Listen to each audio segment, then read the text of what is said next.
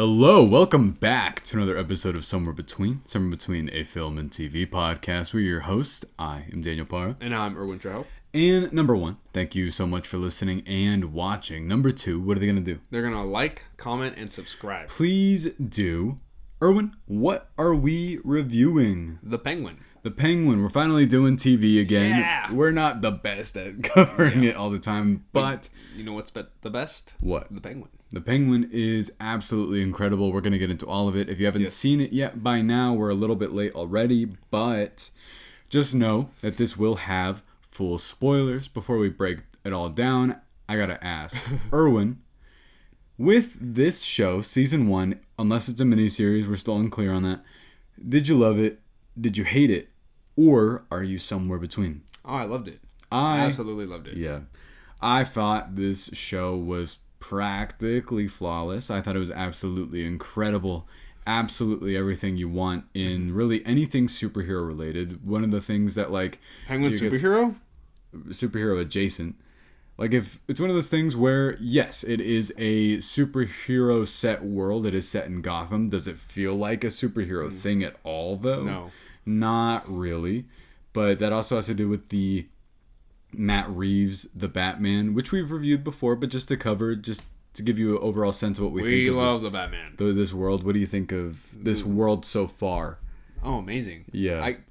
Because it makes me think a lot about, because I know how Batman has so many villains. Yeah.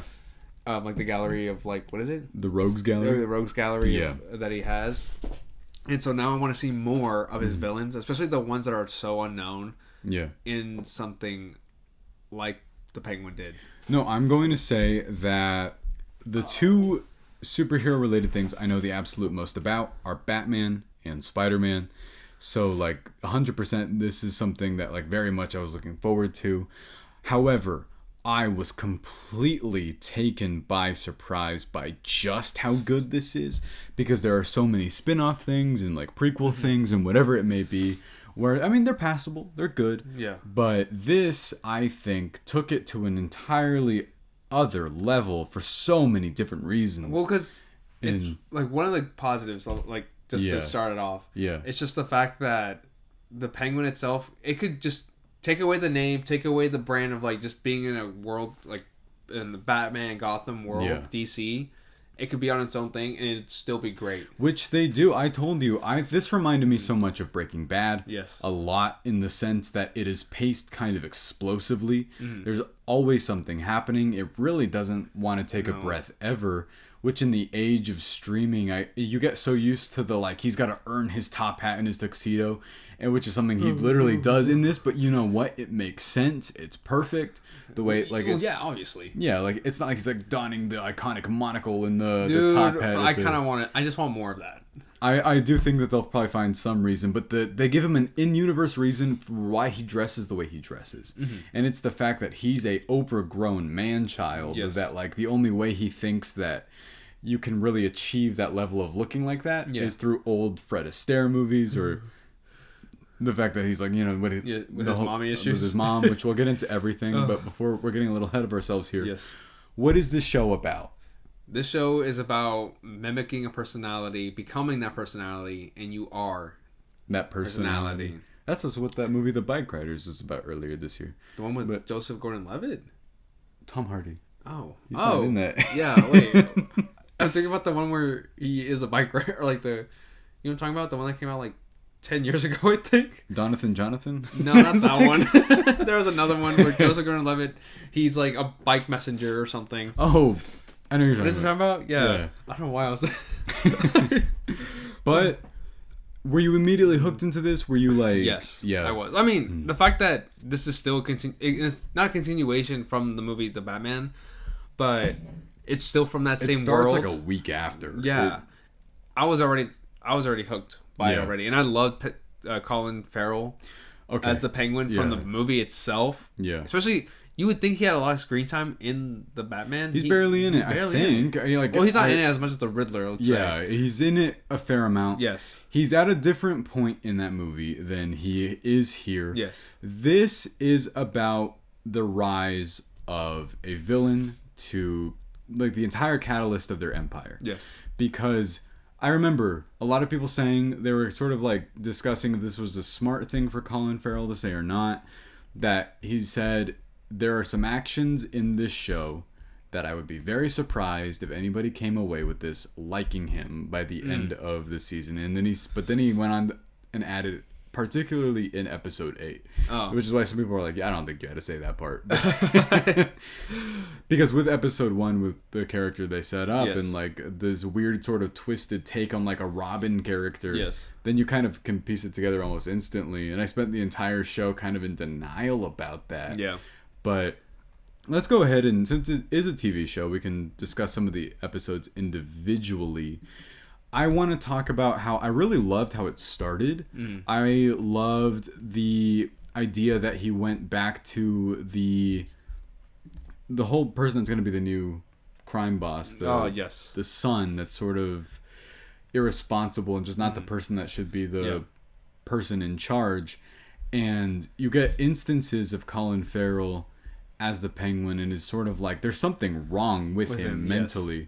And it's when he's telling that story about the person in the town that like he wants to be his dream, and he's putting it onto that guy, and then that guy makes fun of him, and then he shoots him pretty much just like it was just so instant. You're like, what just happened? But he just sits there going like feeling like he was mesmerized by what he just did as well. Up until, like, you know, the title card, the smash cut where he goes, the like, Penguin! Yeah, it's like, oh, fuck. And then, oh, crap, here we go. And you're like, what's going to happen? How's he going to waddle his way out of this one? And then... Is that the joke? No, there's no joke. Dude, okay. Guys, every time he says, I have, like, 30,000 jokes for you. And I'm going to see how you react to it. And I'm like, waiting. I'm like, what is he going to say? No, with this one, I'm just passionate to talk about this because I love the show so much. But... I want to ask you, like, who are your favorite performances here? The Penguin. The Penguin? Absolutely. In the entire show? Yes. Out of this entire show, for sure, Colin Farrell. I don't know. He just transforms so well in a lot of just movies and probably, like, other shows besides The Penguin I haven't seen. This one has such a layered performance in the sense of what he's doing. There's multiple different looks. There's just so many takes that he does too, just to add, like literally the waddle itself. Yeah. And then like seeing in the very beginning of that episode too, where it's just taking off his shoes and you can see like the damaged foot. That's right. As well. Yeah. So it's stuff like that adds so much to the character. Yeah. There's something really smart about this show that I think is what makes it the special thing that it is. Mm-hmm. It's that it's an underdog story, and they give the whole sympathetic, the backstory, a reason to care. Yes. You should feel bad for him because of this. We try. Right, up until the very end when it's like, hey, we've tricked you into rooting for this guy. Yeah. And the way this show ends, I know that I'm getting ahead of myself here, but like, it ends in such a way where you kind of feel bad that you ever did that in the first place. It wants you to really reevaluate everything you just saw for multiple different reasons. Well, because like a lot of it just because you don't know why the Penguin does what he does. Yeah. Right. Because they give out like little hints like throughout the whole show too. Like they would make references to the fact, or like the Penguin would say like, "Hey, don't talk about my brothers." Yeah. For like, and you don't know why. Yeah. You don't know why. It's like, oh dang, what happened to the brothers? Or like, the families themselves would say like, oh well, this happened to the Penguin, or the mom is gone, the brothers are gone, he has nobody. And you would think like, oh, I feel bad for him. But then you understand why he's doing this. And they keep peeling back layers about him. This guy is just someone that can say anything. They even say it in the middle of the show. They're like, I don't know why you would ever trust him. He will say absolutely anything to get you on his side. And yet, people cannot stop trusting him at really any given moment in this. And I think that there's multiple standouts here, but like Colin Farrell is insane. For sure. Every time he's on screen, I just couldn't take my eyes off of it. No, and there's something kind of... You know how we talked about like Infinity War way back when? Like every time Thanos... I hate Infinity War. No, you don't. No, every time Thanos would show up, you said that there's like a sort of presence there. Like it's aura. Like a Sigma. No. Okay, well, okay. I'm sure there's... you know what? Why do I say... If I don't see edits of the Penguin... I know for a fact, no. I've saved a few of them. Except for... I've saved a few of them, except for the fact now people hate him because of the end of the show. So now they're like, well, no, I'm going to beat up the Penguin. Oh. I've never seen a character go so fast from he's so me to I don't want to be that guy at all. Don't associate me with that man. But I think that it's such this like there's so many things that go into his personality because admittedly you don't think this about him in the middle, but towards the end you're like, you're pathetic, I hate you, and you're well, let's get to the second episode first. Okay. But no, I was talking to someone about the first episode as well, that they were saying, they're like, I don't know, it starts a little slow. They're still on episode 1. But I was just like, I've never understood the complaint of the first episode being slow, if anything, because you have to put people into place. You're introduced to like this world's already so big, but you're introduced to another world in that, like other world itself. I do want to talk about 2 of the absolute standouts to me that aren't Colin Farrell. Okay. And it's Cristin Milioti. Yeah. And she's great. I don't know what you think of him, but I think he's one of the best parts of the show. I think he's legitimately the actual heart behind the show. Is Rhenzy Feliz as Victor. Oh. And I think he's the one that, like, if we were to call anybody a good person in this show, I think it would have to go to him. Everybody's making, like, insane choices the entire time. True. Yeah. I mean, I guess he would be considered the good person. Yeah. I mean, the one thing he does is that's like of his own accord is not great, but then you keep thinking about the fact that he does kind of aid the Penguin in every single thing along the way. So you're that's kind because like, the Penguin uses people. Yeah. So it makes sense. And the fact that, I mean, I know that we got to get to the finale way later, but yeah, if we could talk about episode 2, that's whenever they introduce Clancy Brown's character. Oh, yes. Who I do also think is really good in this. I did like the fact that they were introducing other families as well. Because then that's where I feel like it solidified more of this could not be part of a, like, you know, Gotham or just part of, like, the Batman universe. It could just be on its own thing. No, exactly. In the context of the Batman world, with the Falcones and the Maronis and all that stuff, even in The Dark Knight, I mean, it opens with a case about them. Yes. But these movies, this franchise has never quite touched on the mob aspect of this. I mean, yeah, we've had the Joker movies that have been about like one villain, but this is someone that got his own show that's already integrated into Batman as well. So we have that sort of like background appearance already. The fact that we know he's going to come back. He is going to be in the second one. They announced it already. And with that, did you like because this is a very heavily not I can't say political because it's not politics. It's more like about the politics of mob culture, the bouncing back and forth like a drug war. Yeah, I mean, did you like the way that like all of that was written out? Because it bounces back and forth a lot. Oh, absolutely. That was like one of the like best parts of the show too. Yeah. Just because I think they handled it so well, where they tried to make, of course, like the Penguin trying to be able to control and just like have like a staple in this city. Yeah. But also having these other families having their own like issues and their own wins as well. No, and I mean they pay it off at the end of the show, but I just love a lot of the dynamics of. I believe episode 2 is whenever it has that gunfight that's sort of the Penguin orchestrated essentially because of course he did. Yeah. And the way he acts, he's like, oh, I don't know what's happening, dude. That's just what I think about. Yeah. Every single choice he makes, where you're just like, he gaslights everybody or tries to. And like, we know it's you. And you're like, I don't know. I don't know. It could be any one of us. I'm like, didn't you? Which episode was it? Where? I don't know if it was episode 2 or 3. Yeah. Where it's Sophia Falcone and where he has the Penguin like stripped. You know what? So much of this happens. I'm pretty sure that's in like the first episode. Okay. Well, because like she has him like stripped and everything. It's like trying to like get the truth out of him. Like, who killed my brother? Yeah. And he remembers the person that was that was hurting him. Oh yeah. And then like he pinned. The Penguin pinned against like the guy that was hurting him. Yeah. Through like that interrogation. Yeah. And it was so funny because the Penguin was like, I think it was. It was that guy. Like genuinely, he will throw anybody under the bus for literally anything. And he instantly. There's a scene I love where he gets mad at Victor whenever he's like making him bury the bodies. Oh, and then he was like, learn from this mistake. But he says something that comes back at the end in that scene. whenever he was like, a very small choice, you say the wrong thing, you do the wrong thing, Yes. like this is what it looks like, which of course we see later on that is true. whenever he is like in that position himself. Yeah.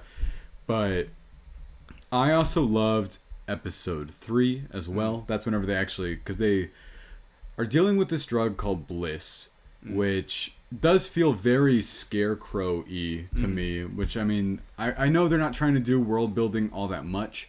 They're only doing it in the sense of these characters live in this world. It's what it looks like. Yeah. And that's the best version of being able to do that you could possibly think of, I think, instead of just like having to explain. I'm really grateful that Batman's not really in this. And it's one of those weird things where, like, I can't believe that, you know, you would say something like that. Like, oh, I'm happy Batman's not in this. Because it just means it could stand on its own.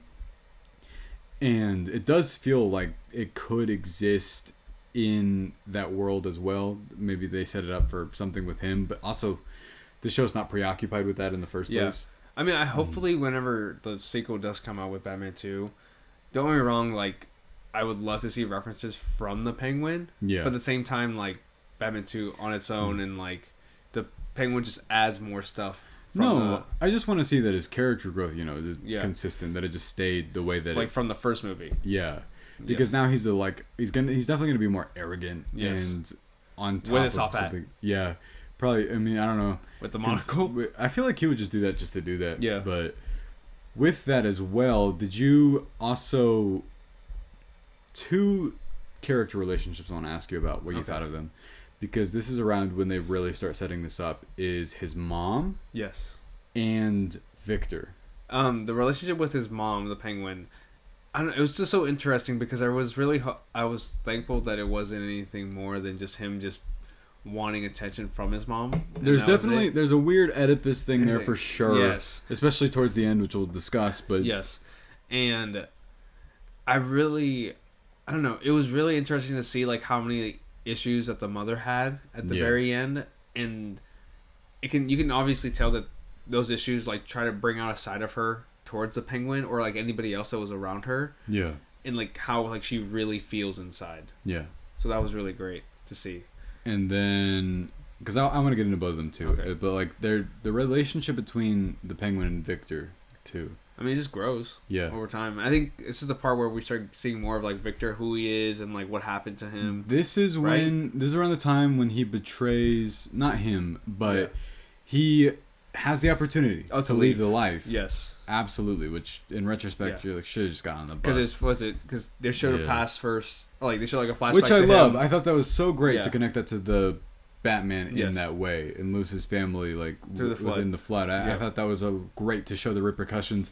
It reminded me of Batman v Superman actually at the very beginning of it, where they're like recontextualizing what happened to a couple people during that in the city. I'll defend him. He had no control over it. He didn't bring those people over. Which people? The Kryptonians. Oh, you're talking about Man of Steel, yeah. I'll defend Superman. I thought you were talking about this for a second. No. I was just like, wait, what? But I also think that the chemistry between Cristin Milioti and Colin Farrell, because after this point, it essentially becomes a co-lead show. You're following her and him. Did you like? I really thought that they were gonna keep going. I thought so too, but he almost instantly is like. But then it just shows who the Penguin is and how he is. Yeah. It's insane. He will take really any step up a ladder over over a person. He does that. Whatever, he shuts his brothers out in the. Oh, he does, yeah. But, dude, I'm sorry. It's just that's okay. We'll get to the episode. It's just funny to me. I can't. Not the brothers dying. Olympics death is funny. Killing your brothers is like it's so funny. To go. No, it's just when the little kid, how he's just like after he was done, he was just smiling. Oh yeah. It was just, no, like, wait. Let's wait. Let's get to it. But there's 2 separate episodes, I believe, that are considered highest rated. They're 2 of the highest rated episodes now ever on IMDb. Yeah. And that's episode 4, which is Shantani, which is the which is, I like how she says it in that episode. Shantani. And the way this episode pays off at the end as well. Shantani. Okay. Let me talk to her. No, sorry. That's later. Okay, well, it doesn't matter. Yeah. What did you think of this episode? The one where she goes to Arkham. Oh, it's fantastic. Yeah. It makes me wonder, like, I want to watch a show with Arkham. Like Orange is the New Black. Yeah, it reminded me. I mean, I stopped watching that show after like the 4th or 5th season. I didn't finish it either. I saw like 4 episodes of it. That's way less than you did. Wait, I mean the first season? Yeah. But did you like the kind of... what I loved about it is, of course, he was behind the whole thing. Mm-hmm. And that sort of leads into what the show keeps doing, where it recontextualizes things from earlier. When the characters aren't telling us stuff because they don't have to. Yes. It's just that they keep revealing things to us that, like, this show, and I believe her name's Lauren LeFranc, the one that is the showrunner of this, and definitely co-wrote a bunch of this stuff, is so smart in how it chooses to reveal information about the Penguin, about everyone. Oh, because in this, we think she's the Hangman for a lot of it. That is so true. And it takes half the show for them to be like, no, you know who peddled that story? Who got that to be like that in the first place? That's insane because then it grows. Because now when I watch the Batman, and I see Falcone. Falcone's in Nolan. That's in the Nolan movies. But... So Falcone, now I'm like, damn, he literally just like planted this whole story against like his own daughter. Yeah, insane. And that's another thing that I think I don't know if it was trying to do commentary on the fact that they're like, well, he's a mob boss and he's like the male mob boss, so he's not considered a serial killer or anything. Yeah. But if they put it under the positioning of a woman doing this to other women, like, it sounds like a crazy person, right? Yeah. Which I think is a really smart writing detail as well. Because if they're just like, oh, it's a mob boss, like they're never considered serial killers. But that dude just like, I know that were only able to recast because John Turturro was busy with something. No, he said... And then he said that other thing later, but originally they said that he was like contracted to do something else. But then he said, oh, I don't like committing violence against women or something. But then people were like, did you not watch the movie you were in? There was literally a scene where he like tries to kill his own daughter. Yeah, it's very confusing. Yeah. But I mean, don't get me wrong, both performances are incredible. I think that Mark Strong like leads a very like commanding presence to it. He's very quiet. He has that thing about him that I think is really a really smart contrast from someone like Colin Farrell, who's loud and like in your face. And everyone here is just so expertly written and what types of characters they are as well. But then I want to ask you, like, specifically all the Arkham scenes, what did you think of them?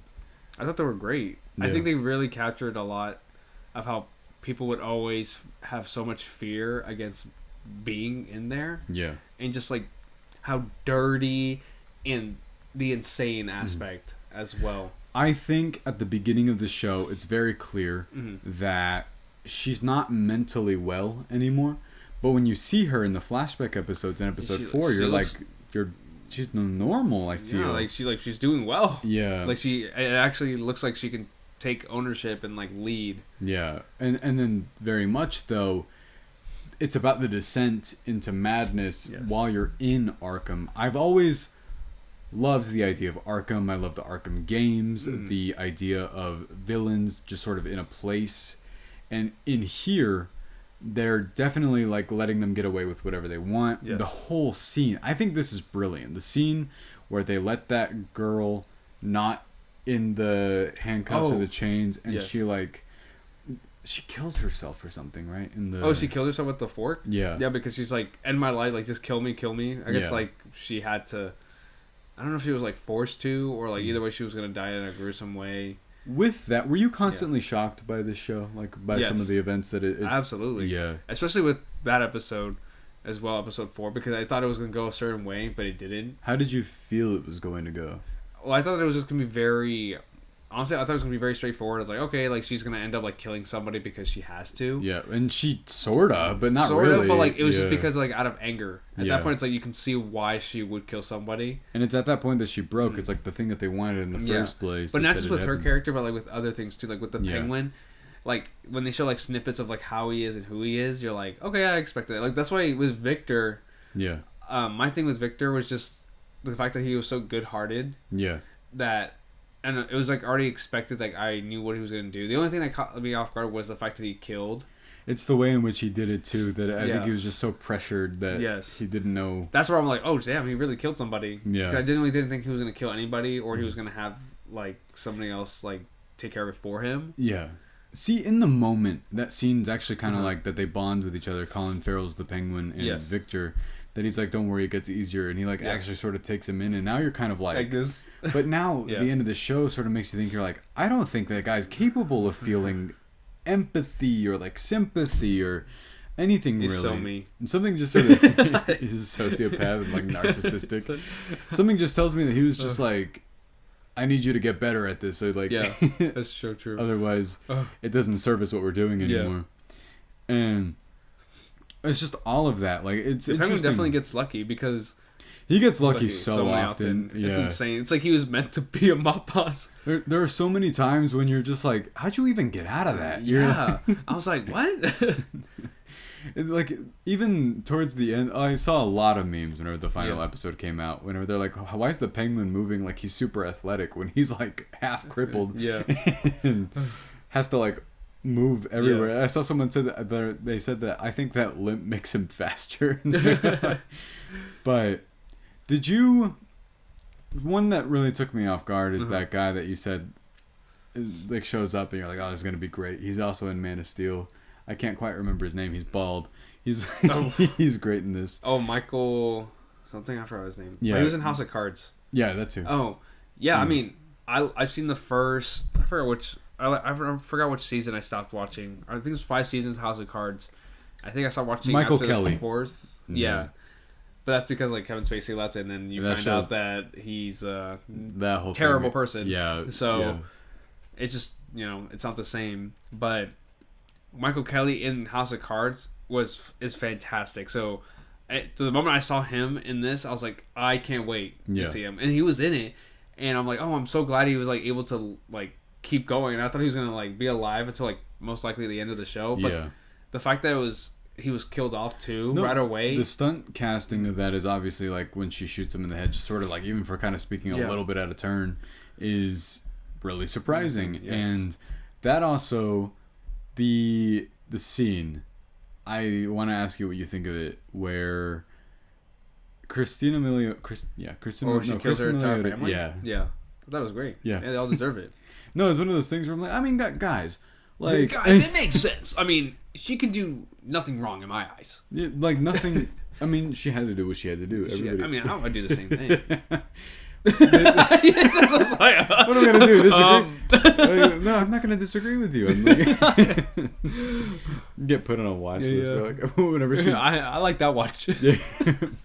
Whenever she blows up half of like the underground of Gotham, like, I mean, come on. I get it, guys. I don't know. Yeah, but moving on to the back half of this show, because it really just builds. Yeah, it really does. It builds, and especially whenever she becomes a mob boss. Yeah, like she becomes a lead. Something I really like about her as a character is she never quite knows what she's doing, but I don't think that's a detriment of the show. I don't know. I think she knows what she's doing, but I think it's just because it's such a simple goal that the way that she like execute her plans feels so. It just feels so easy. Yeah. That's because no other mob boss or like other families wanted to like cooperate to take down one single thing. Yeah.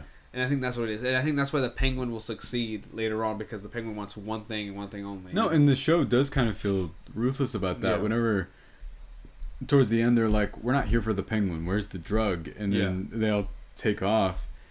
And then it's funny because, like, at the end, whenever they're trying to talk about that, he's like, don't worry. He's like, it's just how it is. Yeah. And, like, that's the business they trade in. It's why he benefits so much from this world, is because he doesn't quite like feel what everyone else feels, which I want to ask you, because this does lead into the final couple episodes of the show.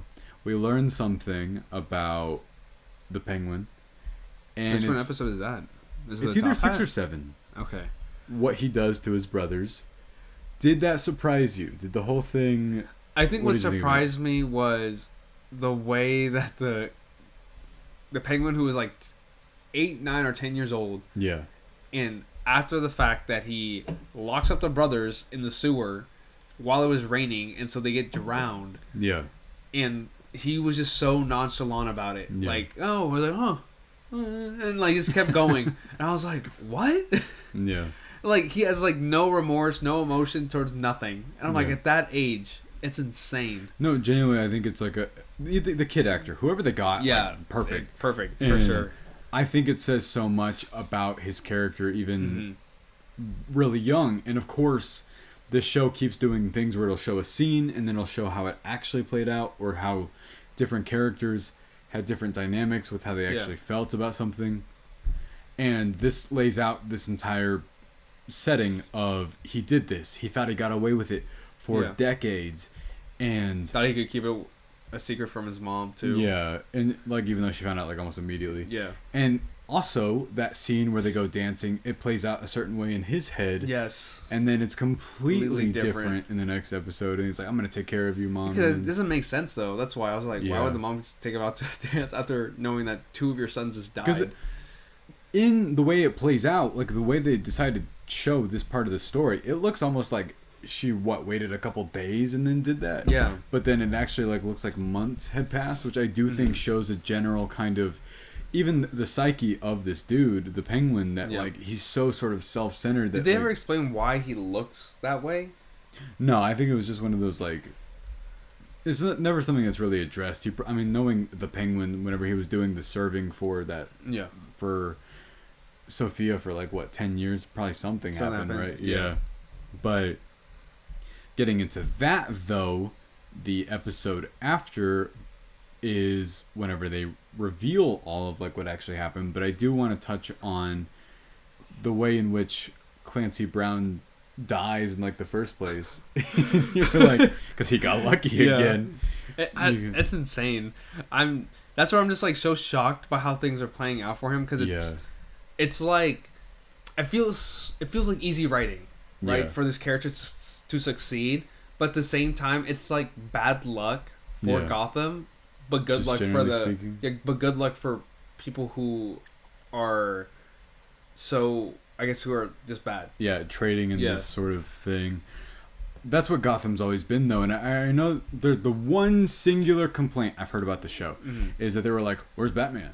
But like genuinely, why? But then you know what though? They cover it at the first 2 seconds of the show. They're like, "Batman's disappeared. We don't know where he is." Yeah, they even say that. Well, not even that though. You would think that this whole mob stuff that's happening, it's underground. Like it's so beneath Gotham. Like even whenever the Penguin would just be upset with like the mayor or like the political stuff, he would say that side of Gotham has all the lights, the electricity, the money, everything, while this side doesn't. And they even sticks with the side that doesn't. And they even say that they're like in the Batman. He says it's a big city. I can't be everywhere all the time, and like that makes sense that you wouldn't be able to do that in the first place.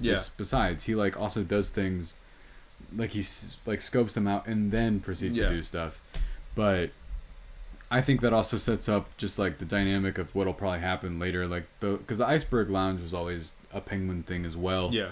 But getting into the last couple episodes, because this is really whenever you're like, that's right, this is a character study of a dude who is horrible. Yes. And it definitely reminds you, like the last couple episodes, like, yeah, this guy is someone that we don't want to root for. Yeah, no, because by the time you find out what happens with his family, like in the final episode, Sophia does give him a chance at redemption, even a little bit in her own weird way. Yes. And he refuses to do it because they take the mom. Yes. And they're like, they threaten to cut off her finger, and he's still lying. Yes. And you're just that's insane. It's like you would really give up your mom like that. Yeah. And she was like, you were really gonna let me do that? Like, and even though he was so just so much emphasis. But even the mom though herself is just like, my son's gonna be like gonna beat you, is gonna kill you and everything. Yeah. So it's just like also the mom, but that makes egging on as well. But that makes me want to touch on what Rex Calabrese, who's played by funny name Louis Cancel Me, and okay, who looks like he belongs in every mobster thing ever. If you're filming one of those, why would he not be there? Is like my take on that. And I also love that it, like I told you, it contextualizes this idea that he looks up to him. And then you find out that the very person he looked up to was kind of commissioned by his mom to kill him in the first place. Because I think the show is so expertly written, has some amazing dialogue. And one that really sticks with you is whenever she's like, I have the devil in my house. Yes. And you learn that she's known this for decades. Yeah. And that they've both kept it from each other. Mm-hmm. And the final monologue that she gives to him about like, I wish that I hate you. Like, I wish you would. What'd you think of it?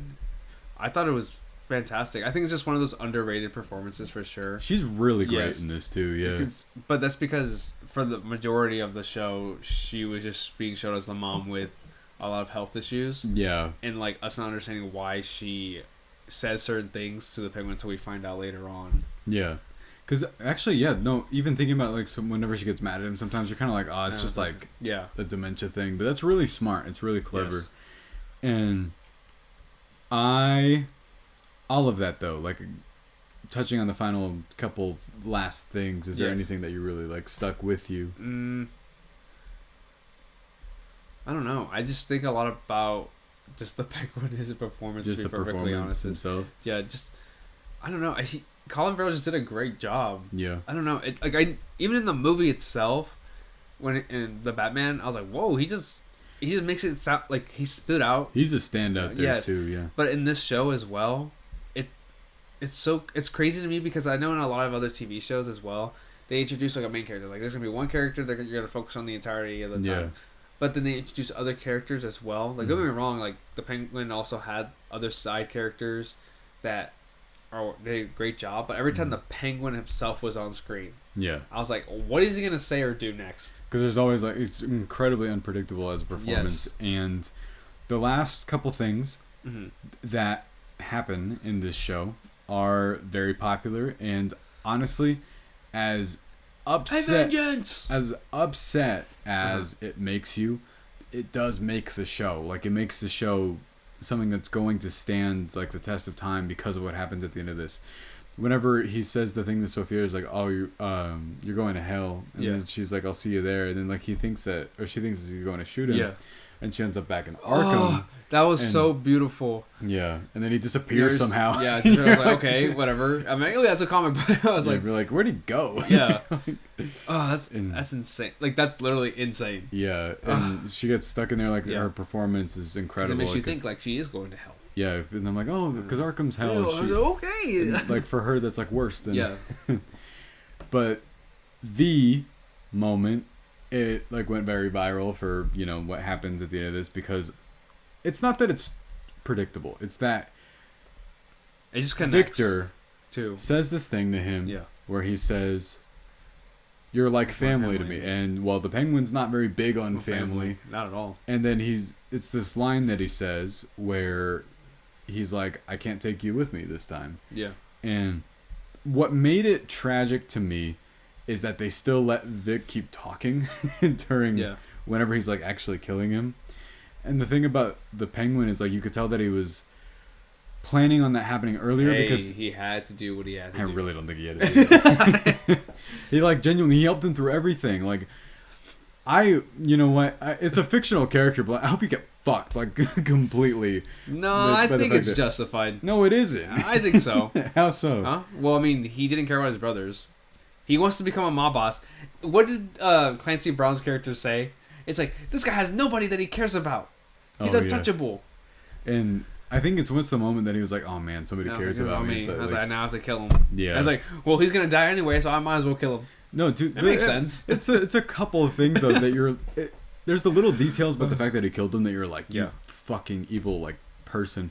Is he's a bad guy. No, I know, but and that's the whole, like, driving home the point. Yeah. Is even earlier on, he's like, hey, keep the gun in the glove box, because he knows it's valuable. Yeah. And he planned on killing him later, which you're just like, come on, man. Yeah. And then he proceeds to take the money back from his wallet and then throws the ID in the... Okay, that's bad. Yeah. Because you're just like, that's so petty. And then the ending, the whole, like, just tell me you're proud of me with, like, his his girlfriend thing. I'm like, you deserve that. You deserve worse than that. And... Hey, who's wearing a top hat? Yeah, but the whole thing where it's like having his girlfriend, whatever she is, dressed like his... It's just a prostitute, my dressed guy. like his mom is... Just tell me you're proud of me. The final like couple moments of this show, it was it makes sense for the Penguin, but it was so absurd. Yeah. And I don't know, it just makes you think like, does he really think that this is what he wants at the end? It's just something where like, yes, he got what he wanted, and then I love the whole, it's a callback to something earlier with Sophia Falcone, where she's just like, what kind of person is he? When she's asking him, he's like, simpler than you think. She's like, what is it? The like, oh, you're gonna be the best. You're like, yeah. And then at the end, whenever he's like, tell me you're proud of me, and she's saying all that, and you're like, oh, it's payoff for like what they said earlier. That makes sense. What I loved, and this is the perfect callback and perfect way to end the show. It's not too overt or anything. Is whenever he's like, nothing's gonna stand in my way, and then it pans to the bat signal, and then it ends right there. It's a reference to the fact that Batman's in this. Batman is in this universe. Yeah. Did you love how it ended? Yeah, I did. That was great. It was I like that little touch of it. Because at the end, it's like, it reminds us, like, oh yeah, this is, like, this world is bigger than we think. Yeah, so. And you're like, there's got to be a whole lot going on here. That's true. So, overall, Erwin, what did you think of this show? I love this show. Yeah? I would love to, I don't know, whenever you said miniseries or, like, another season, I don't know if I want another season to be perfectly. I don't want this to be untouched. I don't know, because Matt Reeves also said that they have ideas for season 2. I trust this entire creative team to do what they. I could see it happening where, in Batman 2, Batman takes Penguin down, and I just want him to beat the fuck out of the. Yeah, but then the next season he just comes back and just regains everything again. Yeah. So it's just, that's where I could see happening over and over. Yeah. But that's why I like the idea of it just being a mini-series and just be like its own thing. It's very contained. I mean, it is perfect. Yeah. It's an incredible character study. Overall, I love this as well. I think it's essentially, like, I can't believe it's as good as it is. I'm so grateful that this universe is honestly just phenomenal. But, guys, thank you so much for listening and watching. And we're doing a new thing now. We're going to shout out people in the comment section because we do read them. And if you have a comment about us or about the movie or show that we're reviewing previously, we'll read it out and that'll be great. So our one for this episode is by Exodus161. Good username. And it just says WW. Nice. Which just means, win or like win. Yeah, makes sense. So Dubs in the chat. We don't do that. Okay, all right, guys. We're not on Twitch. I get Twitches. What are we reviewing next, Erwin? I don't know. Why do you always ask me this? I don't know. We are going to have a couple of reviews. 2 of the biggest of the year. One is Wicked. Wicked is big. Yeah, so. It's huge. The marketing for it is everywhere. I want to ask you if you're excited for it, but I know it's a musical, so I'm excited. I'm excited about the fact that it's a musical, but there's a lot. I love Jonathan Bailey. Oh, do you really? Yeah, Bridgerton. Oh, I was like, what is he in? I didn't watch season 2 at least. Love John M. Chu. I think he directed a musical I like a lot. Oh, I don't know. But and then Gladiator 2. Now I am excited for Gladiator 2. I'm very much excited for that. That comes out next week. Both of them come out next week. Okay, I gotta watch the first one again. It's been so long. Anyway, guys, thank you so much for listening and watching. We will see you next time. It's just the beginning.